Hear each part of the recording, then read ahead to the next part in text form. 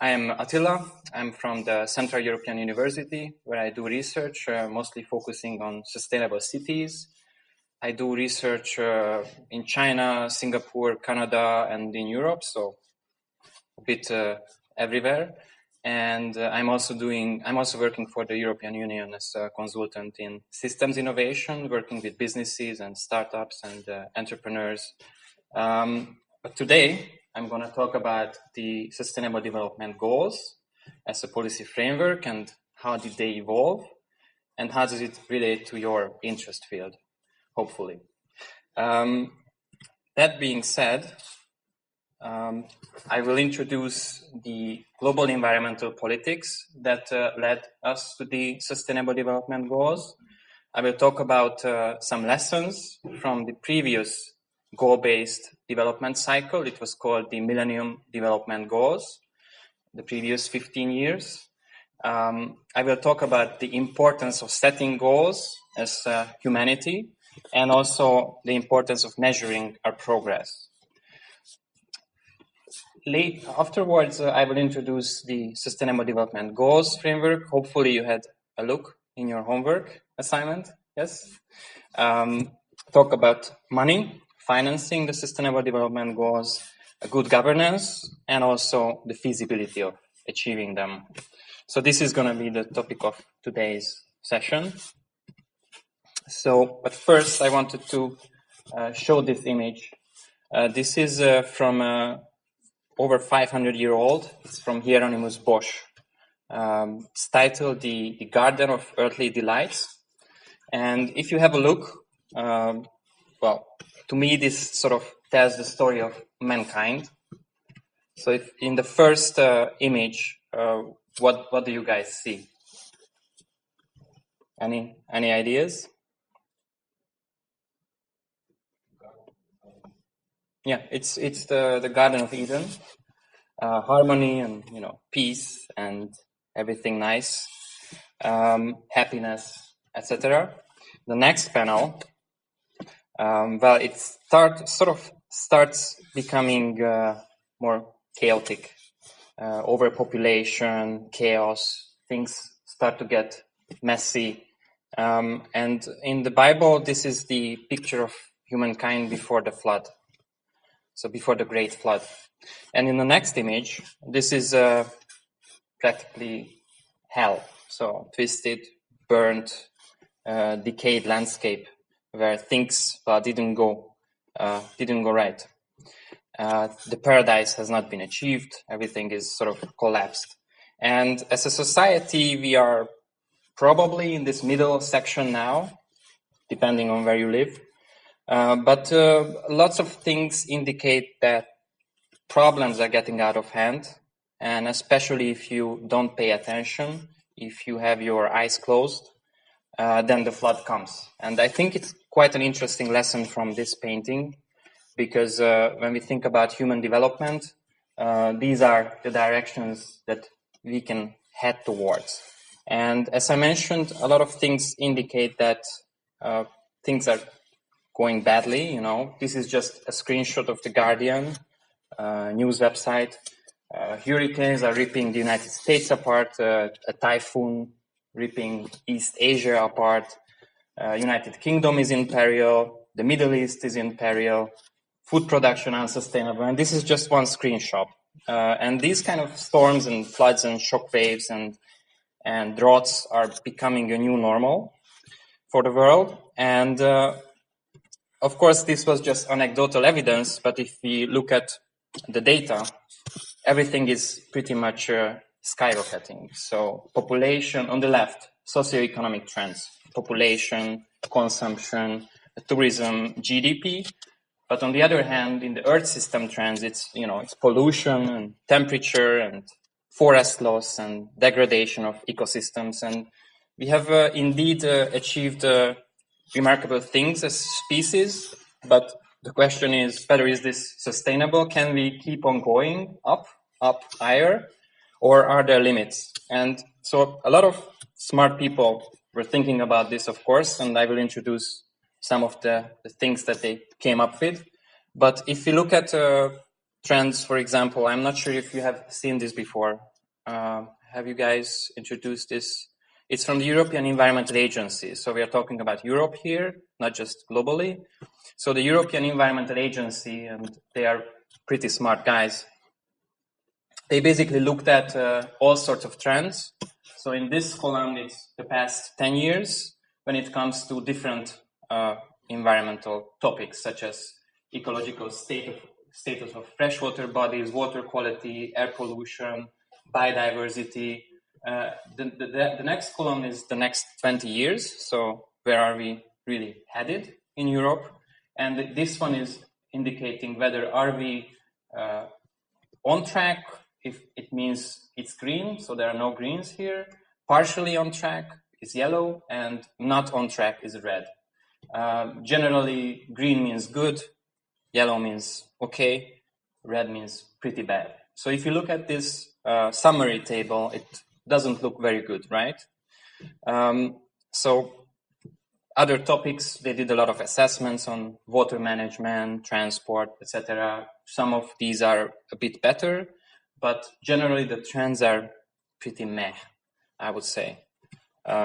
More stuff. Anyway, this is the final summary. So if you look at the 20-year outlook, the trends, that doesn't look very green, does it? So even in Europe, where the environmental policy is quite advanced, we are facing some issues and challenges for sure. So, and the rest of the world, of course, is behind Europe in many sense when it comes to setting environmental targets and setting goals. So you probably are familiar with the planetary boundaries concept. I think the most important message here is that we are becoming a threat to ourselves. So the economic production is so large, and our, productivity in many ways is so high, and the number of people on the planet is so vast that the effect of all this is becoming a burden on Earth itself, and it's overwhelming. And for the first time in human history, and the first time in the planet's history, one species, us humans, are threatening the fundamental Earth system and Earth's own dynamics. And this image shows that the biggest problems are probably going to be with climate change, biodiversity loss, and all sorts of biogeochemical flows, such as the nitrogen cycle and the phosphorus cycle, mostly because of land use and agriculture. And generally speaking, the question is that could we achieve a good life for all humans? These are countries based on the scale of good life, the Human Development Index, and environmental impact. So this is the sweet spot. This is where we want to get. The good life within environmental limits. The good question of sustainable development is that can we fit social, environmental, and economic factors together? How do we make the world both prosperous and also environmentally sustainable? That's the fundamental question. And so I mentioned that a lot of smart people were thinking about this. So I just wanted to run through a couple of these milestones in the last 50 years of human history. Maybe you have heard of some of these. A lot of environmental thinkers associate The Silent Spring. It's a book with the start of the environmental movement. And the Club of Rome was founded in the 60s. They have done their own thinking and analysis. But the first big international conference on the human environment was in Stockholm in 1972, this one. Also, the Limits to Growth publication came in that modeled the world. And the United Nations established the Brundtland Commission and asked them to think of what should we do, what is sustainability, what is sustainable development. And they came up with a working definition that you probably all know, development that meets the needs of present generations without compromising the ability of future generations to meet their own needs. So that's the working definition of sustainable development. This was established in 1987. And a couple of years later, we had the first Earth Summit in June 1992 in Rio de Janeiro. It was quite a historical happening. The heads of over, I think, 100 countries were there, and 180 countries basically adopted Agenda 21, which is a global development goal in some sense, but also the Convention on Climate Change was established, the Convention on Biodiversity was established. So it was quite a historical summit in Rio in 1992. Probably the next larger milestone in this regard was in Johannesburg, 10 years later, also called Rio Plus 10 in 2002, where they have basically accepted a declaration on sustainable development and a plan of implementation. Again, it was adopted by most of the countries, and it was focusing on poverty and the environment. And it built on Agenda 21, which was accepted 10 years before. And it had quite a big emphasis on partnerships. So how could we build a momentum, and how could we create good partnerships to achieve what we want to achieve? 10 years later, again in Rio de Janeiro, also called Rio Plus 20, we have realized that we are still not on course. So we had a 40-year run so far, dating back to the first conference in Stockholm in 1972. And we took stock and realized that basically on one side, most of the evidence that pointed out that there are big problems and economic development and social inclusion and environmental sustainability doesn't fit together is true. And it was getting worse. Second, they concluded that the major actions that we wanted to take in the first Earth Summit in 1992, did not succeed. So we have achieved many things, but overall, it's not a success story. And the question was in 2012 in Rio, that how should the world respond to this? Because certainly we are in trouble. And the world leaders said that we should not give up, definitely. And quoting from the final outcome document of the conference called the Future We Want to commit ourselves in reinvigorating the Global Partnership for Sustainable Development that they launched in 1992. And basically, they want to commit even further and bring together everybody, including businesses, NGOs, universities, to address these implementation problems. They also recognize that the development of goals would be important to focus action on sustainable development. Moreover,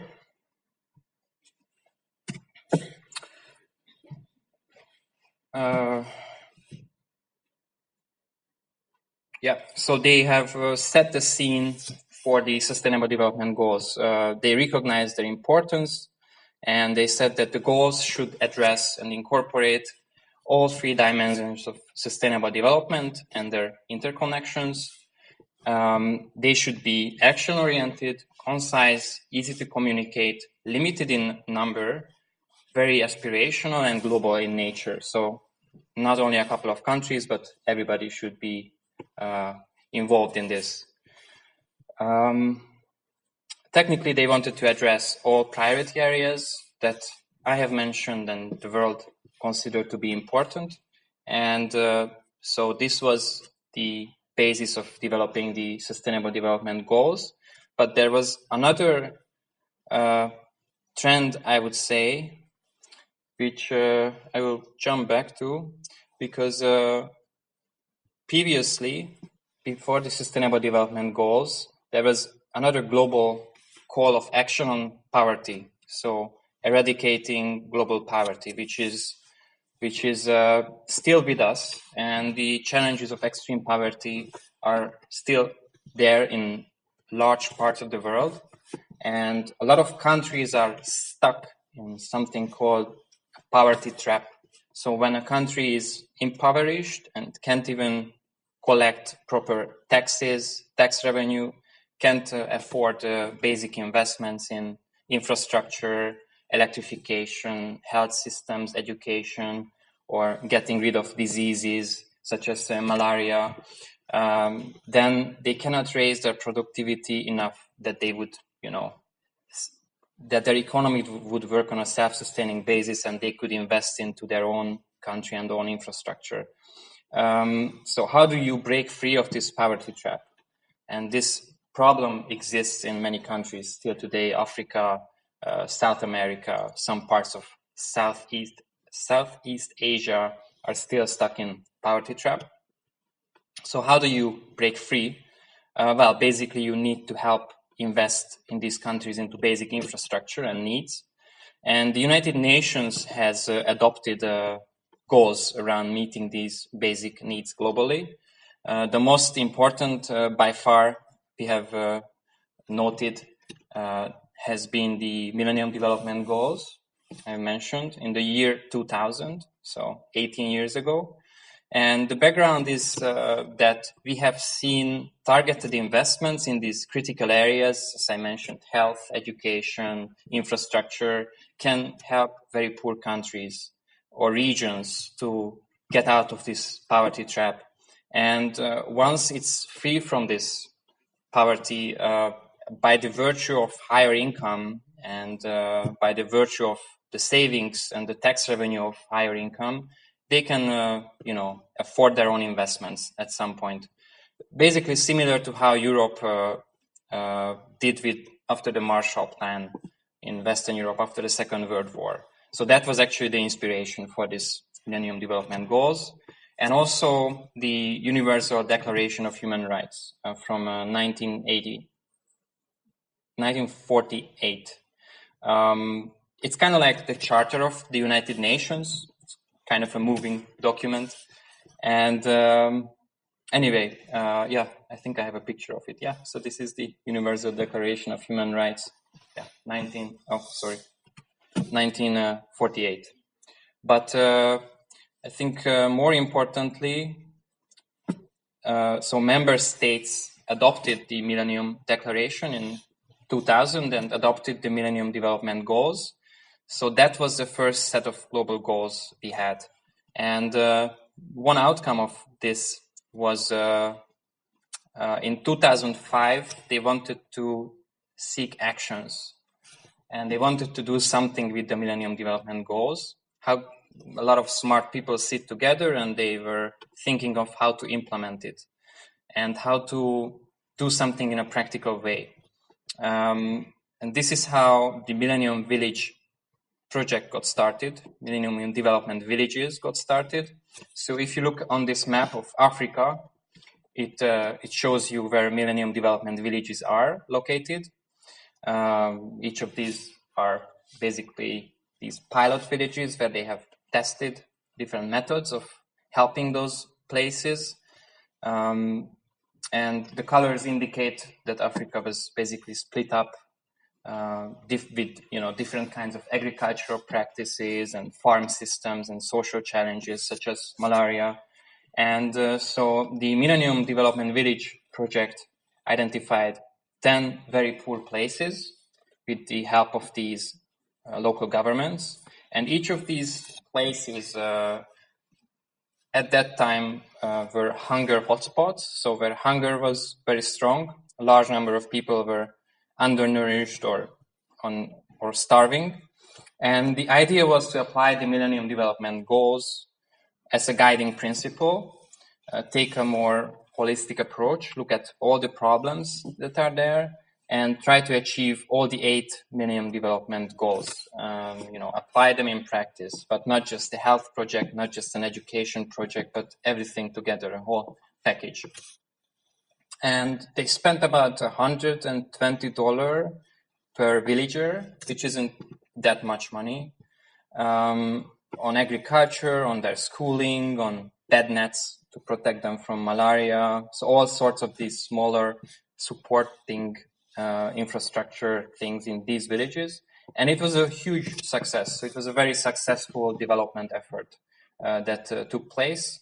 If you're interested, you can look up the case studies online. You can read about each of the villages. One of them became a potato and onion farm for the region. So it was very successful economic development happening in these places with the help of this global fund.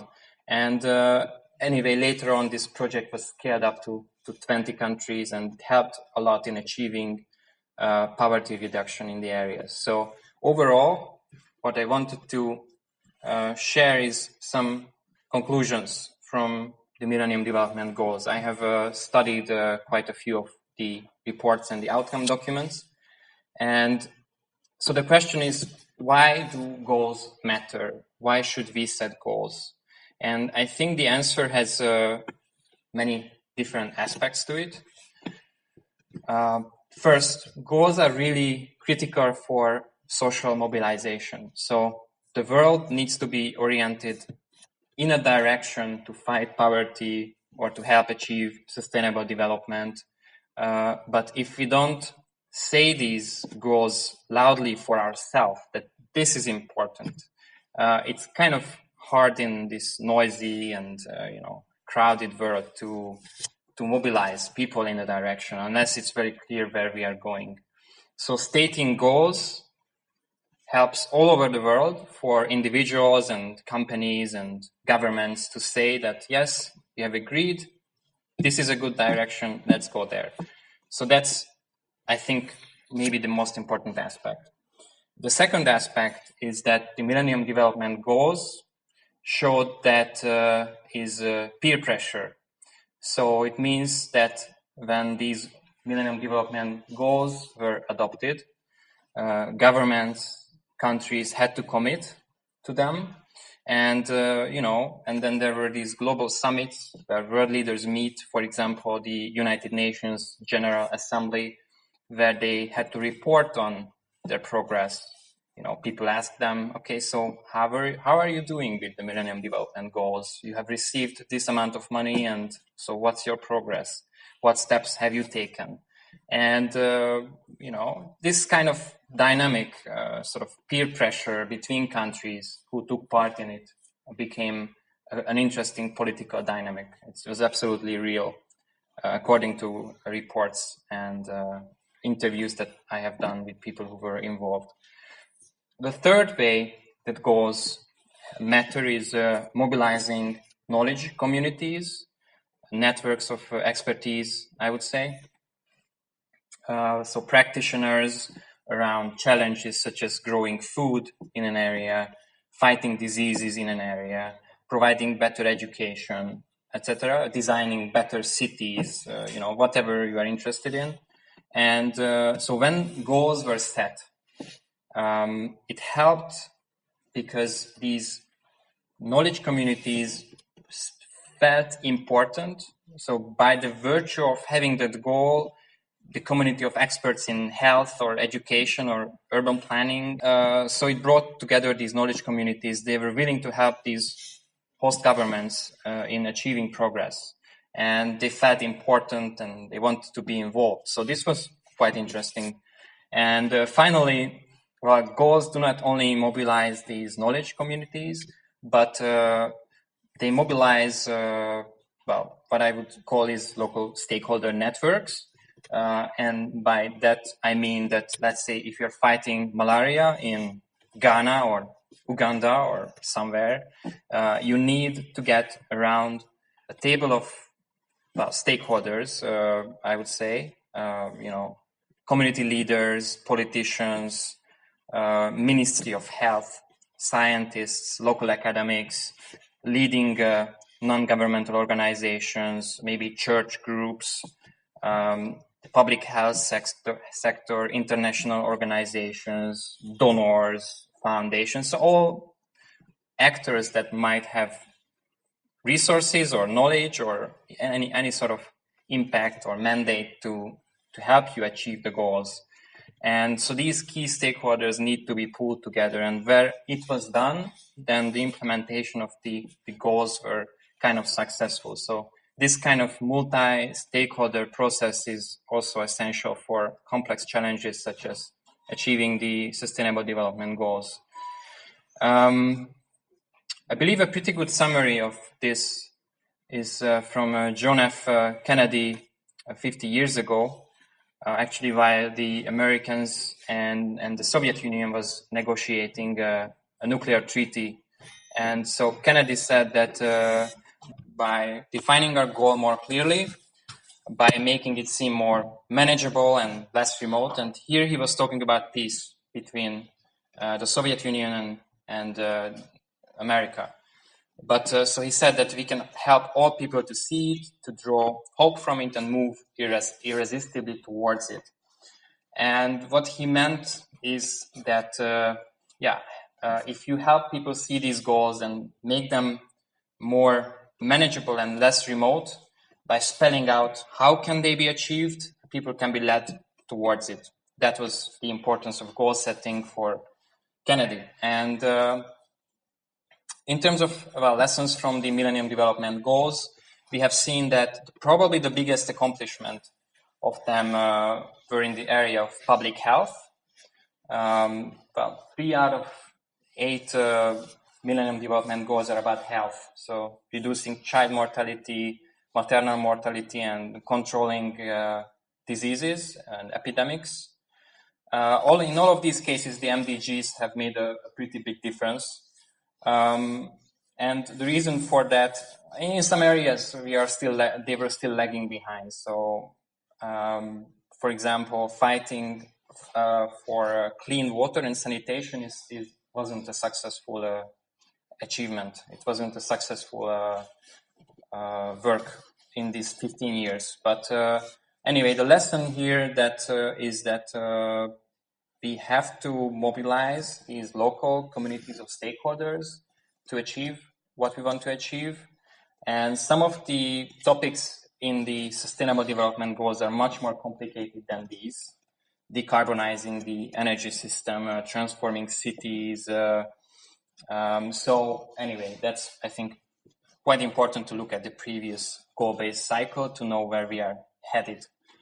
So now we have the Sustainable Development Goals. As I mentioned,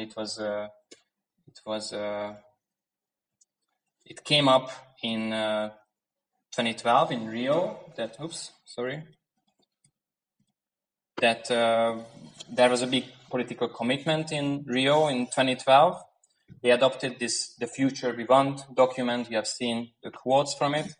And basically, it led to the Open Working Group of the United Nations, and they have developed the Sustainable Development Goals 2013, which was adopted in New York in 2015. And since that, we have the Agenda for Sustainable Development 2030. And so this is when the SDGs were accepted by the global community. You probably had a look at these goals, but you can see them here anyway. So you had some kind of homework assignment, which Olga kindly introduced yesterday. So you have your own group assignments, right? And so by nodding, have you had a look at the Sustainable Development Goals as a homework to sort of try to connect it with your own assignments? Okay, you are nodding. I like you. So how many groups do we have here present? 5. So could we maybe take each group just 2 minutes? Maybe you could report back or tell me what kind of connections have you seen with the Sustainable Development Goals? So which goals were the most relevant for your work? Under each goal, there are a number of targets. I was wondering if you had a look at the targets and which one did you find most related to your work. So could we just take 2 minutes, 2 minutes each group on what did you find? Which group would like to start? Number 1. doesn't have to be an analysis, just how do you feel? We decided that goal 14 and 15 most important in our assignment, because we in our assignment we want to make special territory in our region where we protect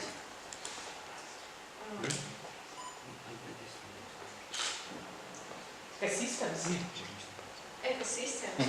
Okay. near a lake Okay. and the forest. Okay. Yeah, it seems relevant. So life on water, ecosystem in the lake and life on land. Okay. All right. Thank you. Thank you very much. Another group? Doesn't have to be all the groups. Just wanted to get some thoughts from you. Well, first, protect, restore and promote sustainable use of terrestrial ecosystems, sustainable manage forests, combat desertification, halt and reverse land degradation and halt biodiversity loss. Second, taking urgent action to combat climate change and its consequences.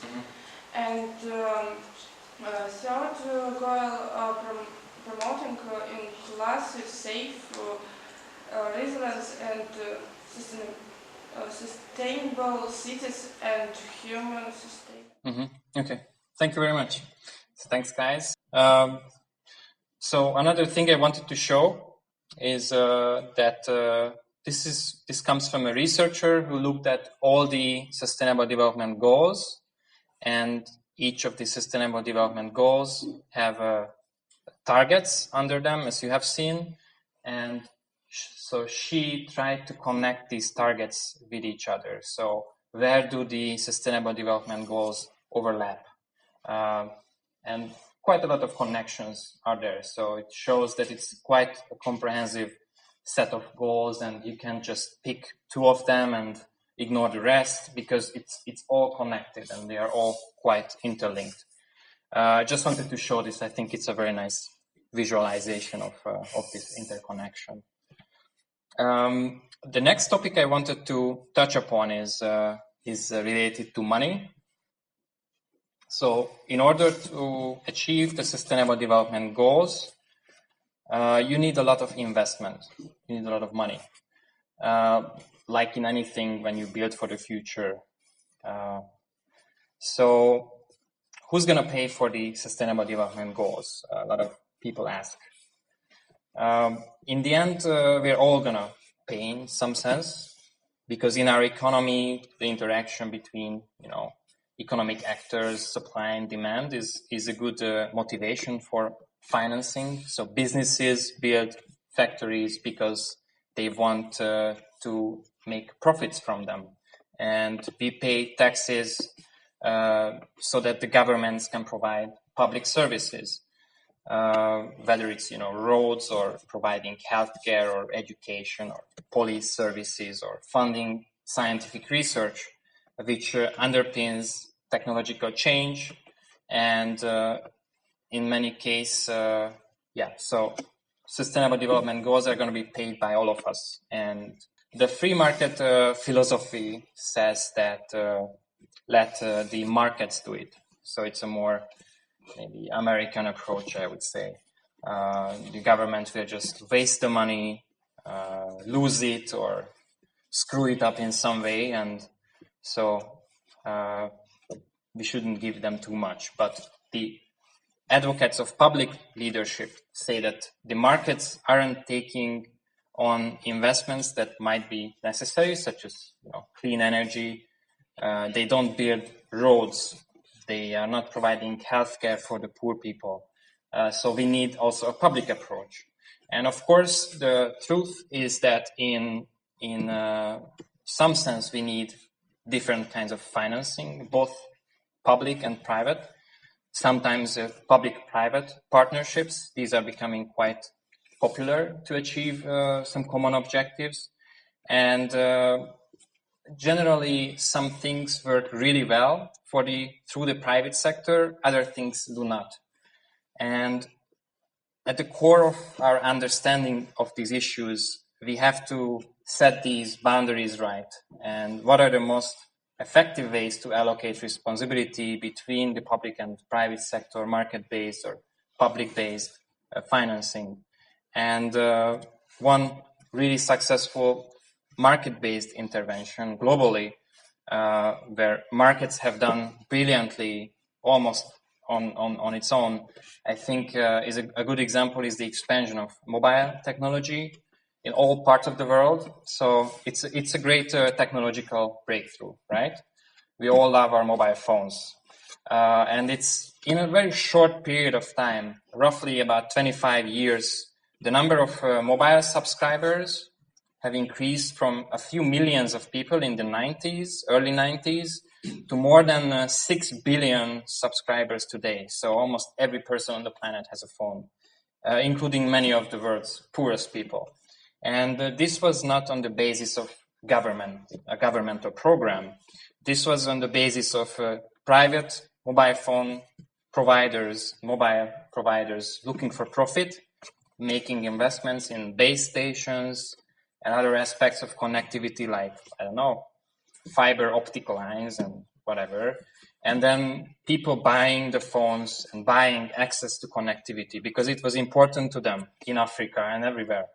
So this is an example where the markets have done it.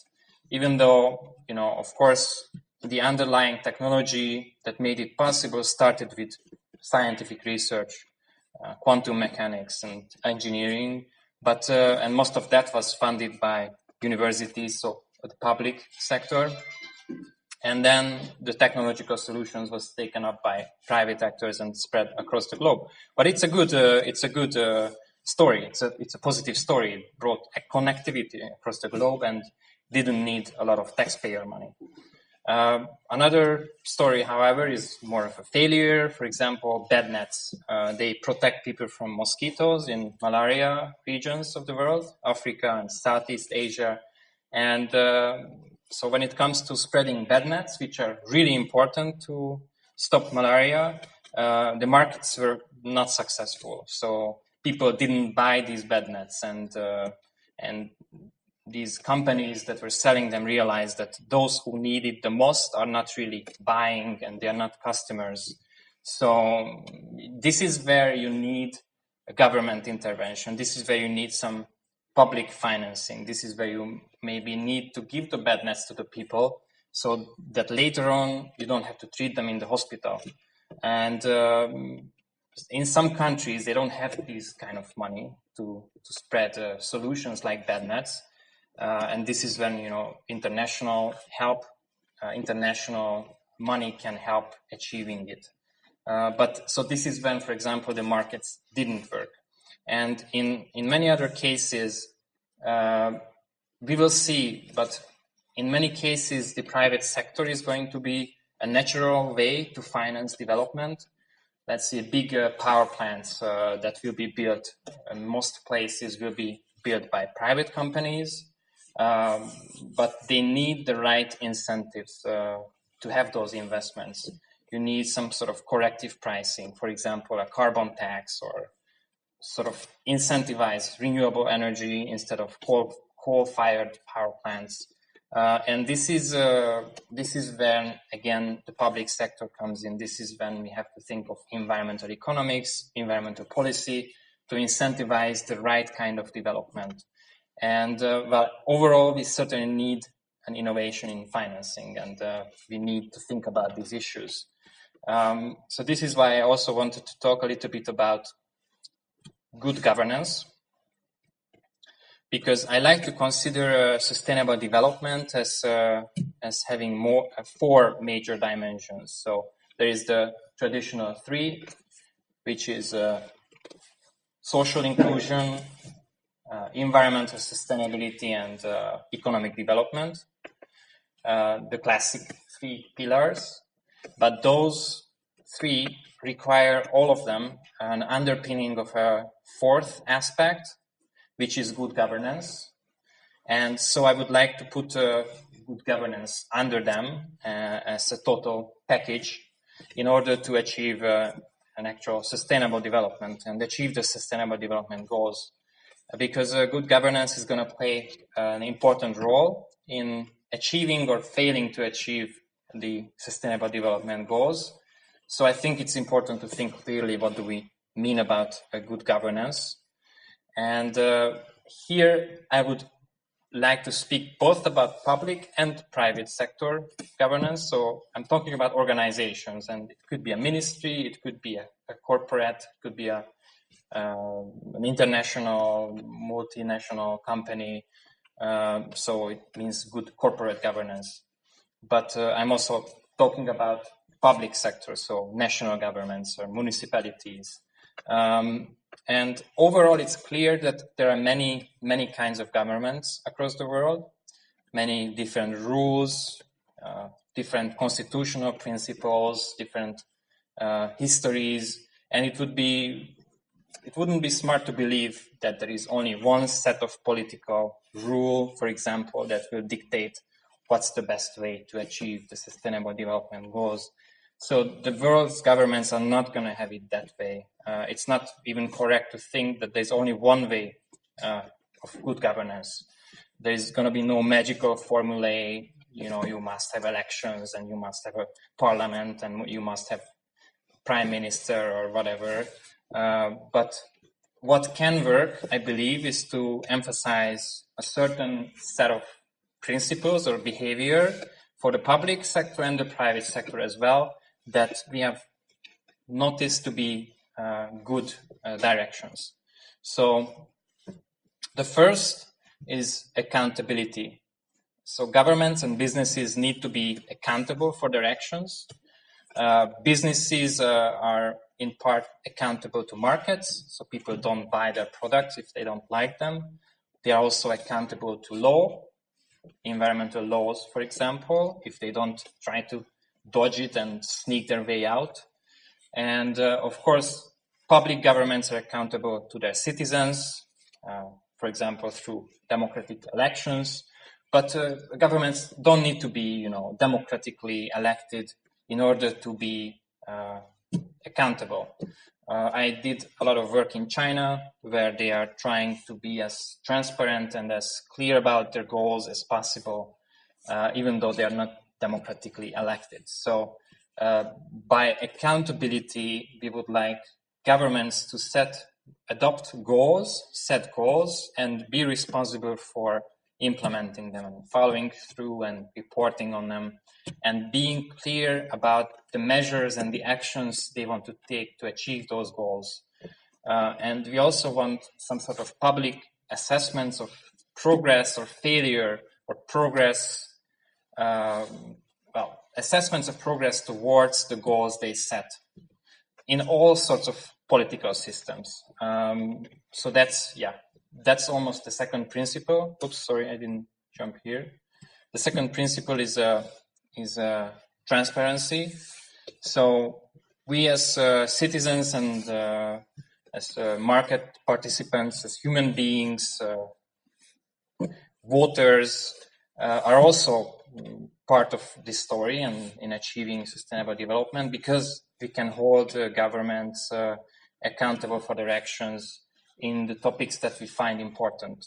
So, but first we have to know what those actions are, and we have to. This is exactly why you have to fight institutional secrecy, tax havens where multinational companies funnel monies through to avoid taxation, or hide their behavior, for example, using local laws to dodge or do unjust business. You probably heard about all sorts of practices of child labor, etc. So you will have to demand transparency, because these actions have a huge impact on the success or failure globally on the objectives that we have, for example, in ending extreme poverty. So yeah, transparency is important. Third is participation. So the ability to be participatory. So the ability of citizens and stakeholders to participate in decision making.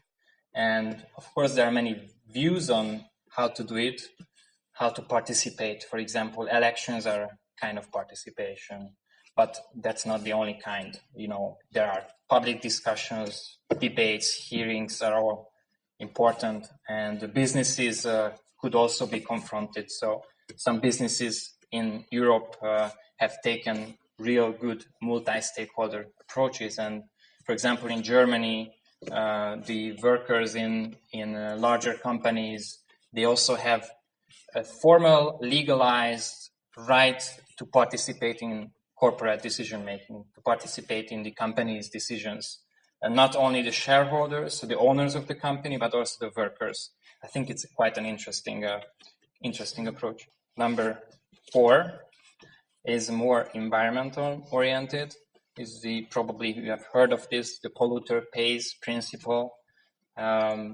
Basically, everybody needs to clean up after ourselves. So if we are imposing a cost on something, when we pollute waterways, when we pollute the air, when a company does that, it should be incorporated in the product price because it has a social cost. So, but also as individuals or businesses, when you put carbon dioxide in the air, you have to internalize those costs, internalize the externality, and economists would say. It means that we have to reflect on the full social cost of actions in our decision making. Sometimes it doesn't appear in the actual price, but maybe it should. So, you know, consider a business that operates in a poor country, and the poor country has a very weak environmental standards, so you can pollute all the way you want. Is it a right of the business to do that, even if it's not against the law? Is it okay to pollute a village because it's not directly conflicting with the law? Or is it the responsibility of the business to not do that just because they can? Anyway, it's again a question of morals and responsibility.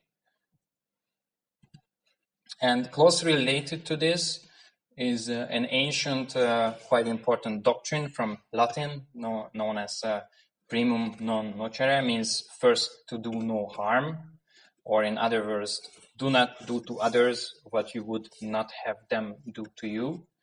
I think it's sort of a golden rule in underpinning many great religions as well, but it's also a measure of equality and fairness and of mutual responsibility, I would say. And it can also be an underpinning of a more global ethical effort that makes it possible for the world to take the ideas of sustainable development and turn them into practice.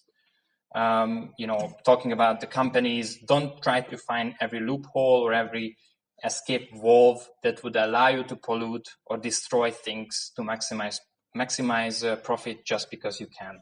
It's pretty simple.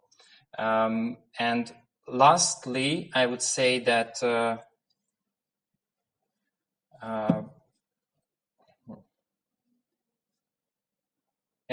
finally, so I would say that good governance when it comes to sustainable development requires commitment to this. So national governments have a responsibility to commit to planetary problems and needs. It's not good enough in an interconnected world to say that, I was locally elected and it's not my responsibility to act on global issues which may benefit another country. I'm only responsible to my own people. We need a more universal commitment when it comes to implementing these sustainable development goals. And also it's important for companies to sort of find their responsible role and their position in the world system, and how could they contribute. and part of this story will be, connected to. I mean, overall, I think if these basic principles of accountability, transparency, the polluter pays principle, participation, are in some form met. It doesn't have to be these words, and it doesn't have to be this harsh, but these are the directions that are generally perceived to work well when it comes to good governance. And if we could implement these in an approximate form, then we can make an important headway of governments working far more effectively together, and also, as I said, businesses playing, a more responsible role in this story. So this is about good governance. And I mentioned accountability and transparency, and that usually requires measuring progress. So that requires good indicators. And I'm asking again, are we going to have another sort of 20, 30 minutes so that I can talk about indicators? Okay, good. First, any questions so far? Any concerns, questions? We can ask, talk afterwards as well. Then I will finish and then we can talk. So, what is an indicator? This is an indicator. You're probably familiar with it. This is a more complicated indicator, contains more information. This is an even more complicated indicator, contains even more information. And so indicators, by definition, are sort of reflections of reality that we can measure and based on uncertain and imperfect models. So it's a sort of a model of something. And one of the best publications on this is from Donella Meadows. She was also a co-author in the Limits to Growth. I highly recommend you guys to read it, because she says if we don't use metrics, if we don't measure something, then we might go off course. We might not even head the right direction. And indicators are powerful because we set them. We can measure what we want to measure. So discovering this is also an important process. It's sort of empowering to learn where we want to go. Sometimes it's a question of values. What do we really care about? For example, GDP, I will maybe talk a little bit about GDP, can be criticized for being a somewhat misleading measure when it comes to development. And so indicators come in many forms or shapes. It can be maps, it can be charts, it can be graphs, but they should be relatively simple because they indicate some sort of underlying complexity. So they sit on top of complex things, but they communicate it very clearly. And I think that's their role. That's a good indicator, in my opinion.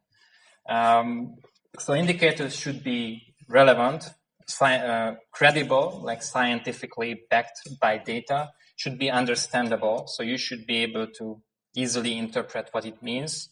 It should be measurable, means you need to have the data. And for example, this is where measuring progress in the Sustainable Development Goals is quite difficult, because if you looked at the targets, each of them have an indicator. I will show a picture of that. And it's not easy to find good data to track those targets and to track those indicators, because it just doesn't exist. For example, you mentioned those two goals on life in water and life on earth, life on land. And those are particularly hard to track because biodiversity is very hard to track. It needs a lot of effort. And so for this reason, it's a difficult one. But anyway, so indicators should also be, I would say explicit in a way. It should inform us, are we in the right direction? Where do we even want to be?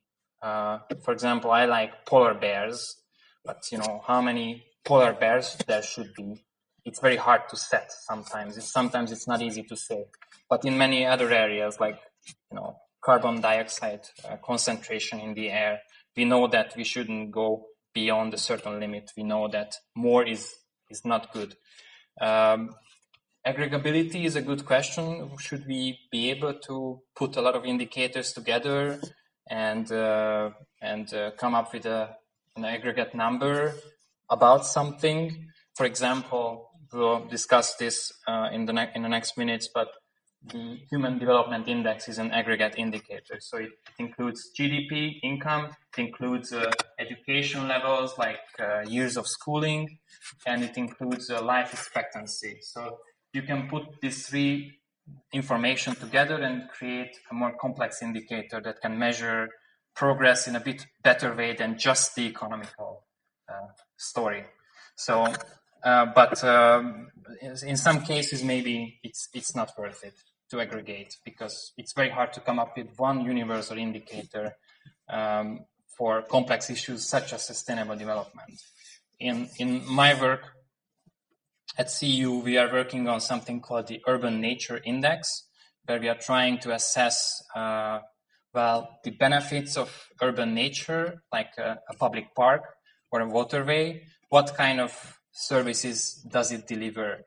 It delivers mental health, positive mental health to people. It delivers, reduces the urban heat island. It increases biodiversity, etc.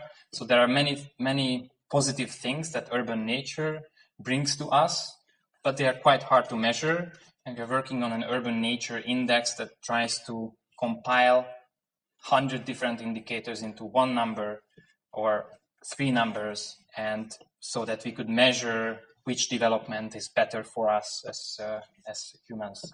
But again, it's a very complicated indicator exercise. So maybe I'll talk a little bit about the problems of measuring progress, because we have to measure economic performance, level of welfare, and the state of the environment. And how do we usually measure progress? We just use the GDP. That's a bit of a conflict topic, I think. This is how the world looks if you look at it through the lens of GDP.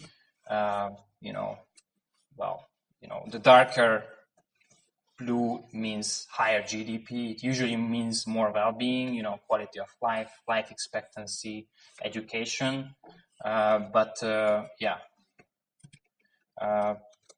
What's not included in the GDP is, for example, the quality of the environment and the changes in the stock of natural resources. Moreover, it's also not included the services, ecosystem services provided by the environment. For example, all sorts of sink functions, improvements in quality of life, etc. These don't have a market value, so they are not included. And what's incorrectly in GDP is all sorts of expenditures, for example, to restore a degraded lake. The lake has been polluted by a company. To restore it, you need efforts, and that will increase the GDP, but it's not really going to make anybody happier. Or there has been a huge hurricane and there are big damages in the city. Restoring it will increase the GDP, but it's again not good for anybody. And nobody is really happier than we were before, although the GDP is rising. So these are some problems of GDP. And so many people were thinking of reforming GDP as an indicator. How could we incorporate welfare and environment in it? And of course, it's not easy. One attempt to maybe create a more refined indicator is I've introduced the Human Development Index. Again, it includes life expectancy, so sort of health issues, and also it includes an educational index, which means the amount of years spent in school per person, and it puts together it with the GDP, so level of income. And it creates a more complicated indicator, and also it changes how the world looks a little bit. What's, I think, quite interesting is to look at countries that are doing much better in GDP per capita than in HDI the Human Development Index. For example, a lot of Arab countries, Arab states are really high in GDP per capita, but they are quite terrible in Human Development Index, human development. Also, lots of African countries that have maybe rich oil or diamond deposits, and so they have lots of mining industry, but only a few people get really rich. Most of the population is quite poor, and this money is not invested in the education and the health system. So usually these countries are doing much better in GDP. You know, look at Oman, they are 30 in terms of GDP per capita in the list of countries. They take the 30th position, but in HDI they are 146. So big differences. Equatorial Guinea, very similar. Lots of other African countries. South Africa is included. United Arab Emirates, they are 6th per GDP per capita and 41 in HDI. So big differences. On the other way around, there are countries that have pretty low GDP per capita, fairly underdeveloped economies, but still good health and educational and other social systems. For example, Pakistan is actually the first one. They have, in GDP per capita, they are 143, but their HDI is 52. So they are doing much better than what you would expect based on their economy. So life is not as bad there as it would, as the GDP would indicate. Actually, lots of post-Soviet countries are also in a similar situation. Belarus is, I think, 6th. So they are doing, much better. Russia also, Hungary. So lots of post-Soviet countries. Interestingly, for example, South Korea is also here. So their GDP per capita is 33, but their HDI is number 12. So they are investing a lot of this economic development into education and health systems, which means that life quality is higher there.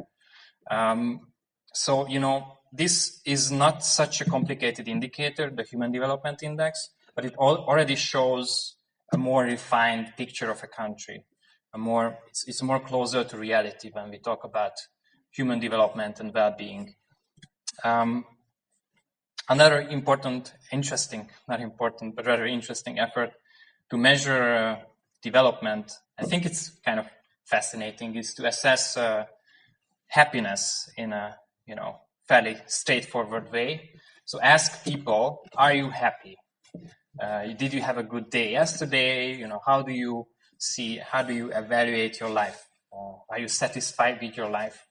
And then put it on a map, how happy people are. The darker means high happiness, and the lighter means low happiness, based on their answers. And there are, lots of middle-income countries that are actually quite happy, close to the top of this happiness chart. But of course, it's richer countries tend to be on top. Western Europe, Australia, New Zealand, they have very high ranking. I think Denmark is number 1. So we have to realize that income is just one aspect of happiness. There are many countries that aren't doing well in terms of GDP, but they are pretty good in terms of happiness. For example, South America is a good example of that. And so researchers looked into this, like how could this be possible that you have a terrible economy, but you still feel happy?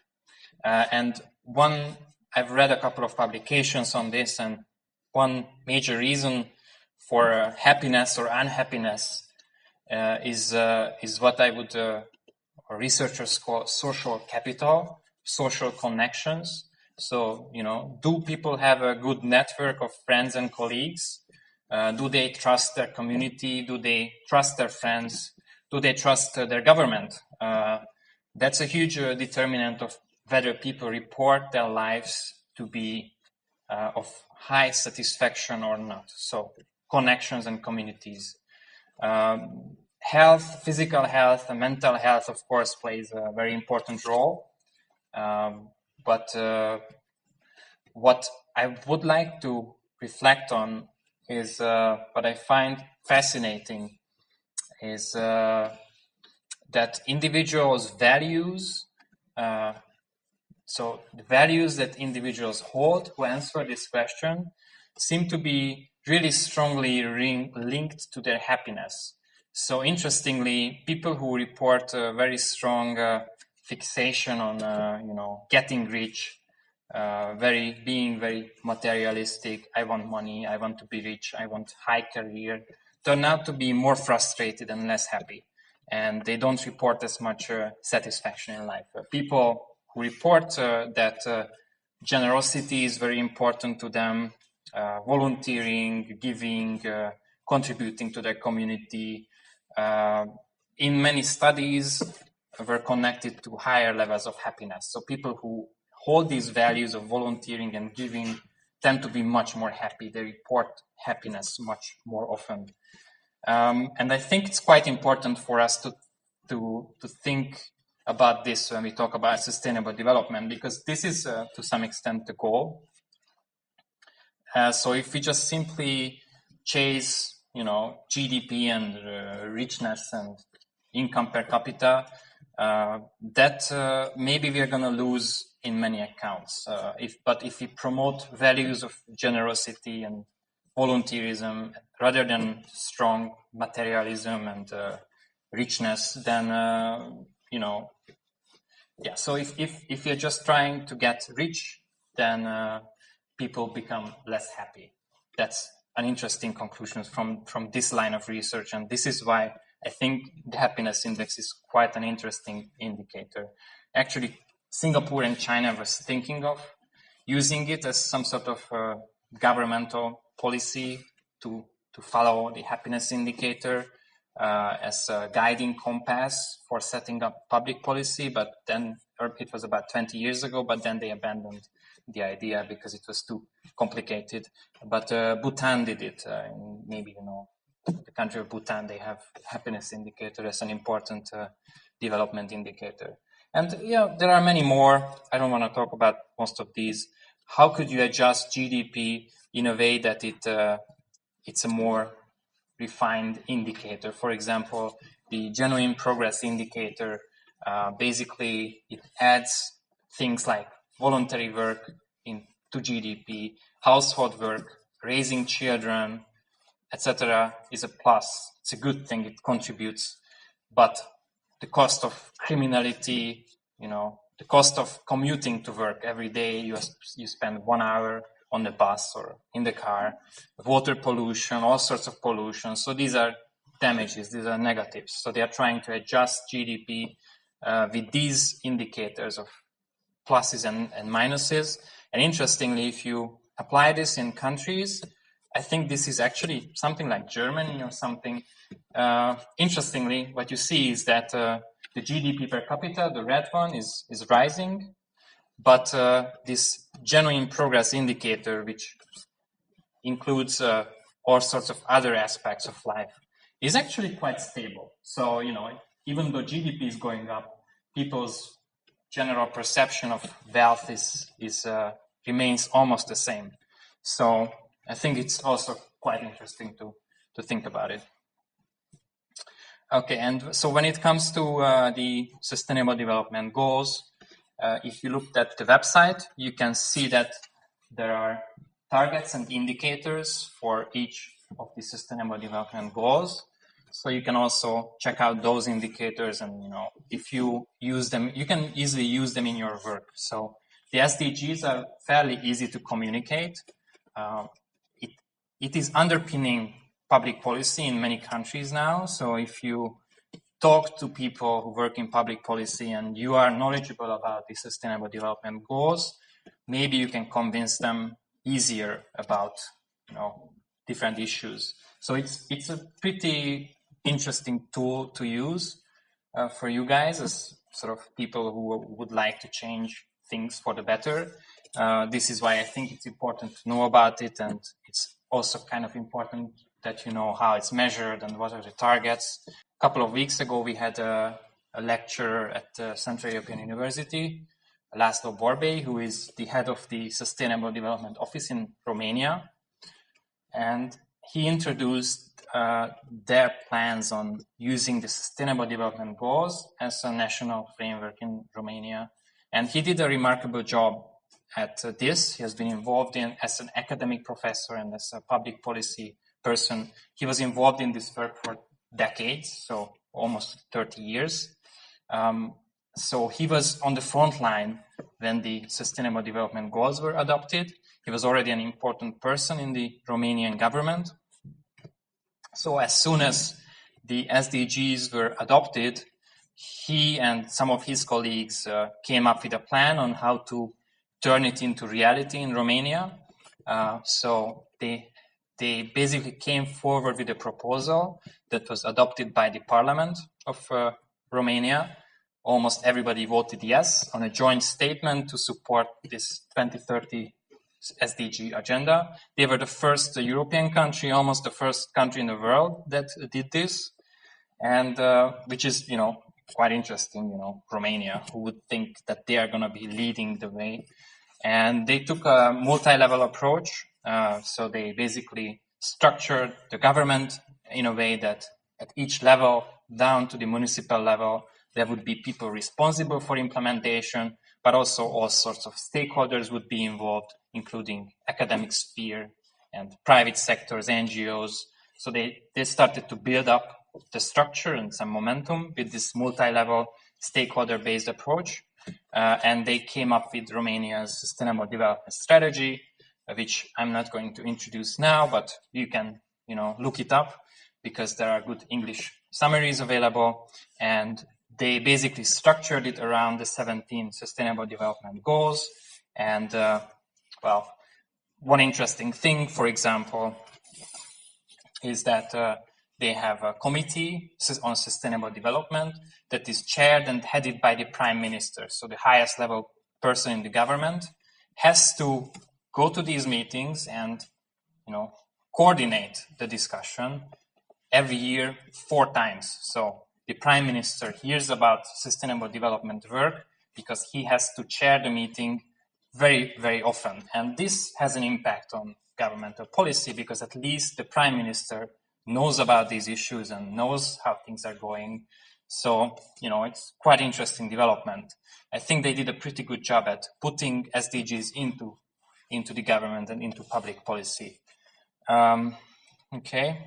One interesting thing maybe is that Romania is going to be in the EU presidency in next year, and they might use the Sustainable Development Goals as their sort of topic that they want to push in the European Union in the next year. So maybe it's going to be even more important.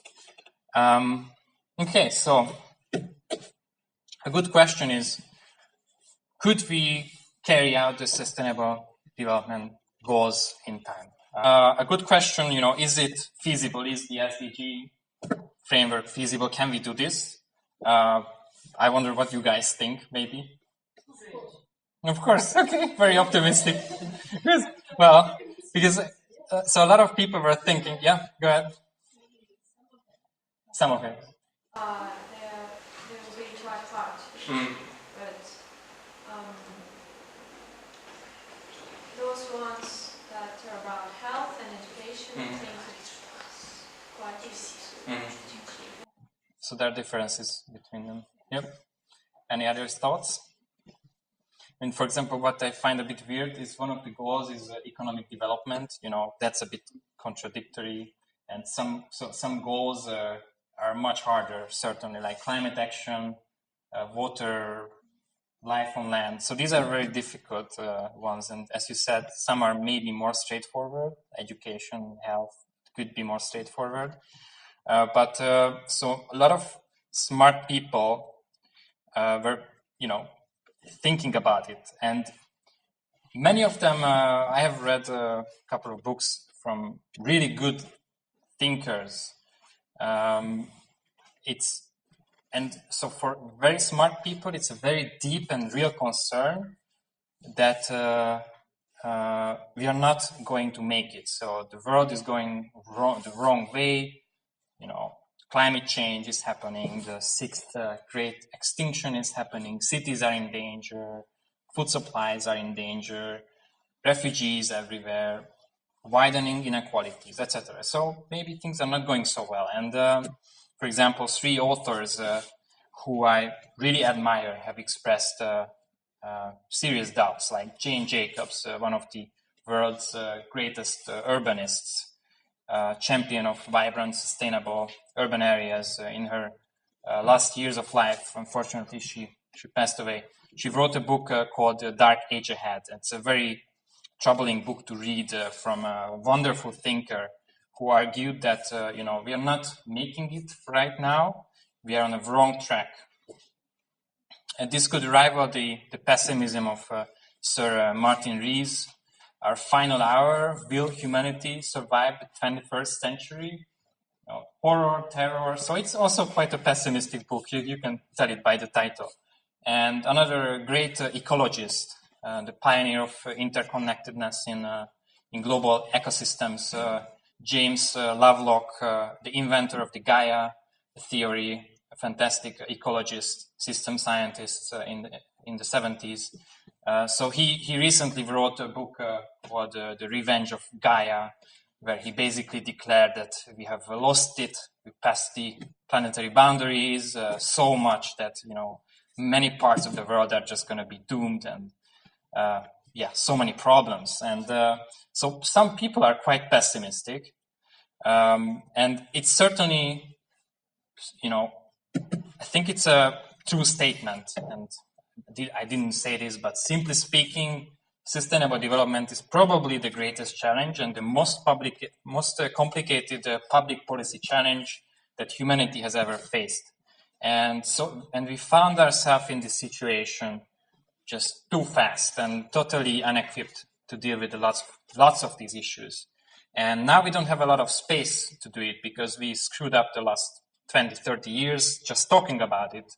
Although, we made big progress in many sense, but certainly we need a bit more, and we need the implementation to step up to the challenge. And so as sort of inspiration, I think the most important message is that ideas count a lot, so they matter and they have an effect on public policy far beyond anything that can be imagined. So throughout history, ideas have been really transformative despite, vested interests and stronger opposing forces. The end of slavery, which was a massive social movement, the peaceful struggle led against the colonial rule led by Gandhi and elsewhere, civil rights movement by Martin Luther King, the human rights movement followed on. It's the basis of the Moral Charter of the United Nations I mentioned earlier. It expanded the reach of human rights globally, and it basically established the ground for the Millennium Development Goals, which then turned into the Sustainable Development Goals. So again, ideas played quite an enormous role, and that brings us to the ideas of our time, technically. I think sustainable development is a way of solving problems. These could be small problems, large problems, but they certainly need to be solved.